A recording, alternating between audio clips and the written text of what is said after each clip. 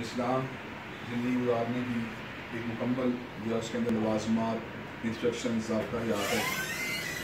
اس کے اندر صرف مسلمانوں کے حقوق کا خیال نہیں رکھا گیا بلکہ اسلامی ریاست میں بسنے والے تمام شہریوں کے حقوق کا خیال رکھا گیا. ان کی عزت، آبرو، جان مال، پراپرٹیز اور عبادت گاہوں کا تحفظ یہ اسلامی ریاست کی ذمہ داری ہے. لیکن اقلیتوں کے حقوق کی آڑ میں بعض ایسی چیزوں کو فروغ دینا جو اسلام کے فنڈامنٹل سے ہم نہیں ہیں، ہم ان کو قبول کرنے کے لیے مادہ تیار نہیں.